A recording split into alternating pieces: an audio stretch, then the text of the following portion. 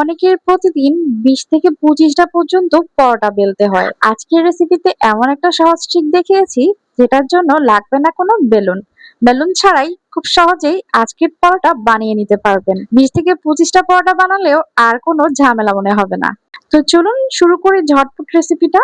আজকের রেসিপির জন্য আমি নিয়েছি ২ কাপ ময়দা। আর ময়দার মাঝখানে একটু ফাঁকা করে দিয়েছি। এখানে কিছু শুকনো উপকরণ দিচ্ছি। এখানে ১ চা চামচ বেকিং পাউডার, আধা চা চামচ থেকে কম লবণ আর ১ চা চামচ চিনি দিয়েছি। চিনিটা এটা স্কিপ করতে পারেন বা আরেকটু কমিয়ে দিতে পারেন। তবে এই ১ চা চামচে তেমন একটা মিষ্টি করবে না। তো এখন এখানে দিয়ে দিচ্ছি আধা কাপ টক দই। এখানে আমি ঘন ক্রিমি টক দইটাই ব্যবহার করেছি। আর সেই সাথে কুসুম গরম পানি দিচ্ছি টক দইটা একটু পড়ার জন্য। এখানে আমি হাফ কাপ মতো দিচ্ছি, ধাপে ধাপে দেব। আর টক দইটার মধ্যে পানিটা খুব ভালো করে মিশিয়ে এখন অল্প অল্প করে ময়দাগুলো একসাথে করে একটা ডো করে নেব। আর এই ডোটা একটু নরম করে করতে হবে। যতটুকু সম্ভব পারেন একটু নরম করে করবেন। প্রয়োজনে পানি যতটুকু লাগে দেবেন। তবে এমন নরম করবেন না যে হাতে চিপকে যায়। ডোটা করার সময় এরকম একটা ম্যাট অথবা একটা বড় ডিশের মধ্যে করলে ডোটা একটু সুন্দর করে ছড়িয়ে ছড়িয়ে এরকম টেনে টেনে বেলা যায়, মথে নেওয়া যায়। এতে করে ডোটা অনেক বেশি মসৃণ হয়। আর এই ডো দিয়ে যে কোনো কিছু তৈরি করলে সেটা একদম পারফেক্ট হয়। তো ডোটা আমি একদম সফট করে রেডি করে নিয়েছি। এখন এটা আমি ৪টা ভাগে ভাগ করে নিচ্ছি। তো ডোটা ৪টা ভাগ করে নিয়েছি। এখন এই ডোগুলোকে আমি গোল গোল শেপ করে নেব। এই ডোটা আমি একদম গোল করে নিয়েছি। এখন একটা ট্রে নিয়ে নিচ্ছি আর ট্রে এর মধ্যে আমি ১ টেবিল চামচ রান্নার সয়াবিন তেল দিয়েছি। এখন এই তেলের মধ্যে এই ৪টা লেচি আমি একটু ভিজিয়ে রাখবো। এটা বেশি সময় লাগবে না। ২০ মিনিট রাখলেই এই লেচিগুলো একদম নরম হয়ে যাবে তেল খেয়ে। তো একটু উপরের পাশে এবং নিচের পাশে ভালো করে তেলটা মাখিয়ে এটা ঢেকে রাখতে হবে ২০ মিনিট। ডোটা আমি আসরের নামাজের আগে করেছি। আর নামাজ পড়তে গিয়েছি এটা ঢেকে রেখে। এরপর নামাজ শেষ করে এসেই আমি ডোটা দিয়ে পরোটা বানিয়ে নিয়েছি। তো সময়টা আপনারা আন্দাজ করতে পেরেছেন অবশ্যই। এখানে আমি ২ টেবিল চামচ নিয়েছি ময়দা। আর সেই সাথে ২ চা চামচ দিয়েছি ঘি। ঘিটা অপশনাল, এটা ফ্লেভারের জন্য দিয়েছি। আর দিয়েছি ২ টেবিল চামচ রান্নার সয়াবিন তেল। এখানে ঘিটা দিয়েছি অনেক সুন্দর একটা ঘ্রাণ পাওয়ার জন্য। আপনারা ঘিটার পরিবর্তে এখানে শুধু তেল দিয়েও করতে পারবেন, কোনো সমস্যা নেই। তো এই মিশ্রণটা আমি একপাশে রেখে দিয়েছি। আর এদিক থেকে ২০ মিনিট হয়ে গেছে। ২০ মিনিট পর আমি এই ডোটা দিয়ে এখন বেলে নেব পরোটাগুলো।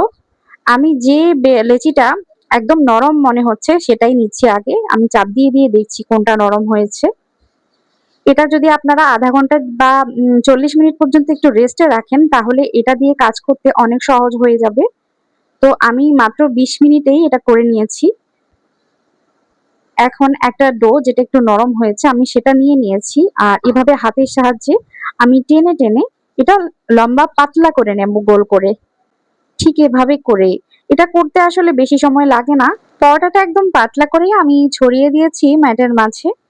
এখন এখানে আমি যে মিশ্রণটা রেডি করেছিলাম ময়দা আর তেল দিয়ে, সেই মিশ্রণ থেকে আমি ২ চা চামচ দিয়ে দিচ্ছি। আর দিয়ে এই পরোটার চারপাশে ছড়িয়ে দিচ্ছি। এখন আমি হাতের সাহায্যে পরোটার চারপাশে এটা লাগিয়ে নেব। খুব ভালো করে লাগিয়ে নিচ্ছি। এখন এক পাশ থেকে এভাবে করে কেটে নিচ্ছি। আর এক পাশটা ধরে ঠিক যেভাবে আমি ভিডিওতে দেখাচ্ছি ঠিক এরকম করে ফোল্ড করে নেবেন।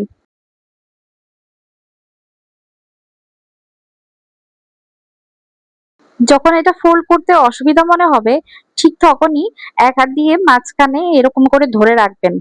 এতে করে কাজটা করতে খুব সহজ হয়ে যাবে। তো এভাবে করে আমি এটা ফোল্ড করে নিয়েছি। এখন এটা সিল করে দেব মুখটা।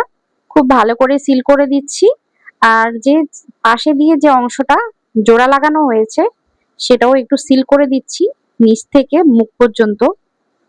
খুব ভালো করে সিল করে দিয়ে এখন খুব জোরে চাপ দিয়ে দিয়ে নিচে বসিয়ে দিতে হবে উপর থেকে। কোনার অংশ থেকে বড় অংশের মাঝে কিভাবে করেছি হয়তোবা স্ক্রিনে দেখে বুঝতে পেরেছেন আপনারা। নয়তোবা ভিডিওটা আরেকবার টেনে দেখে নেবেন।